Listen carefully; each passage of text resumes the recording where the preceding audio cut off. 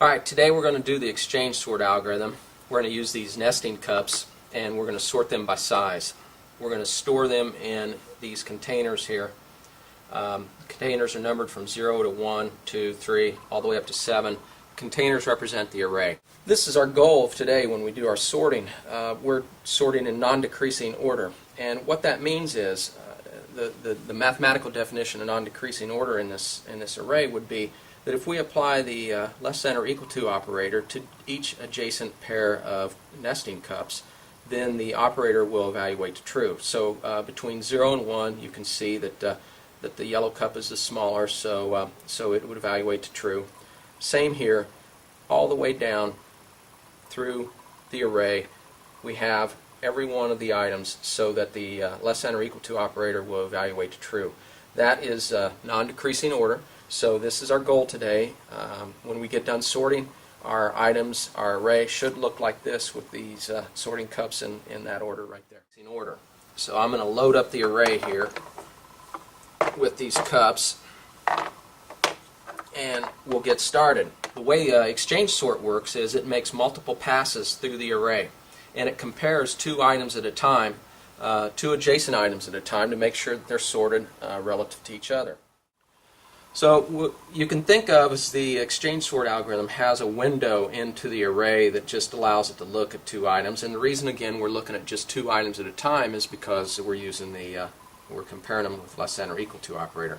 So we'll take these first two items, we'll compare them, and if they're out of order relative to each other, meaning if less than or equal to evaluates to false on them, then we're going to exchange them. In this case they are out of order, so we exchange, drop them back in location. Now the window moves down one location, alright, and compares the next two adjacent items, and these two happen to be in order relative to each other. These two happen to be in order. Alright, now we're down to the next pair, but these are out of order, so we're going to do an exchange. Go to the next two, out of order, exchange, out of order, exchange, out of order, exchange. Okay. Now we're down to the end where we don't have an x2, so we've made our first pass through. And what we've found is when we made this pass is we have the largest item now in the rightmost location in the array. We're not sorted yet. If you look at this array, it's not in non-decreasing order, so we have to make another pass. Alright.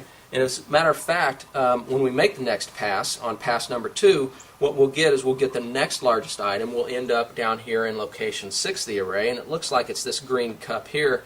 Should end up down here in location 6. So let's go ahead and take a look. Alright, compare. They're in order relative to each other. Compare, in order. Compare, out of order. Okay. Exchange. Compare, out of order. Exchange.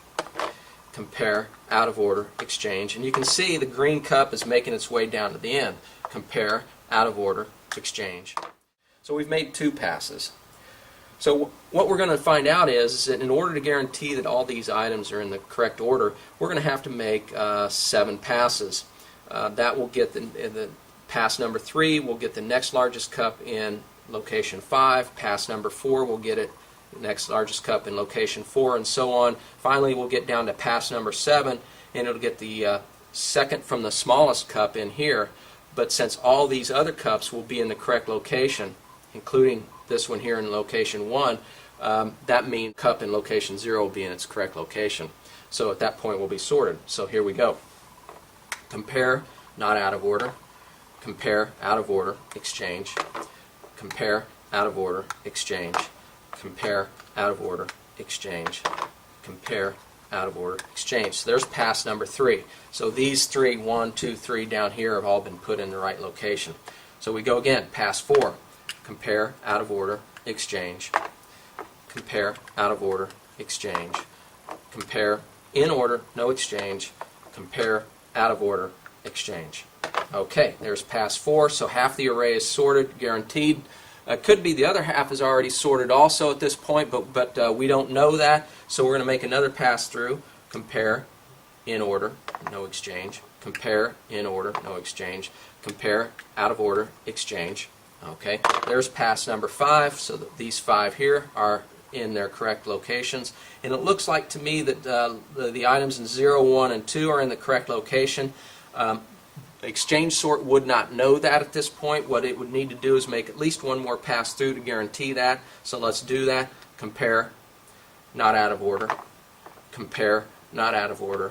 And at that point we know that this item's in the correct location. We could make one more pass through, and usually that's what exchange sort will go ahead and do, or we could short circuit the sort at that point, because we know on this last pass here, the pass that ended up putting this item here in location 2, we did not make any exchanges. And if you make a pass and you don't make any exchanges, then you know your entire array is sorted. So we'll make this final 7th pass. Compare, not out of order. Now we know 1's in its correct location along with all the other items from 1, 2, all the way down to 7. Therefore 0's got to be in its correct location. So there you have it. There's exchange sort.